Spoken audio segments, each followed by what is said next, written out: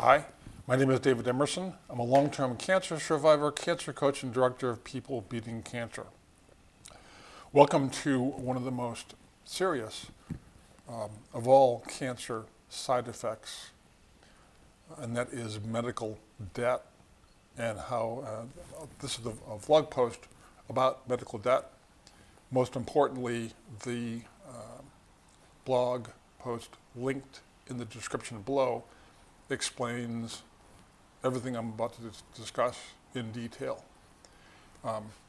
Suffice to say that I think the statistic is almost half of all cancer patients develop medical debt. I'm speaking from personal experience now, when we are diagnosed with cancer, it's perfectly normal to feel awful, feel depressed, feel emotional. Then we focus on our treatment, our side effects, basically everything but the cost of cancer care. If you're like me, you thought that having medical health insurance covered you and everything was fine. Frankly, that's not always the case.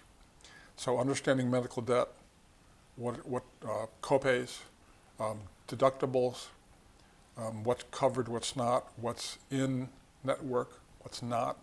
There's a whole language that newly diagnosed cancer patients need to understand in order to manage medical cancer debt. There's a lot of help out there.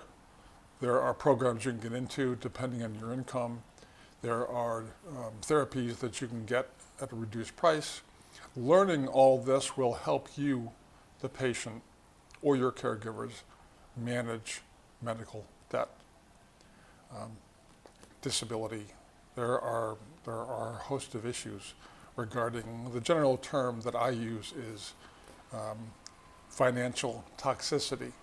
Every bit as toxic as chemo, but in a different sort of way.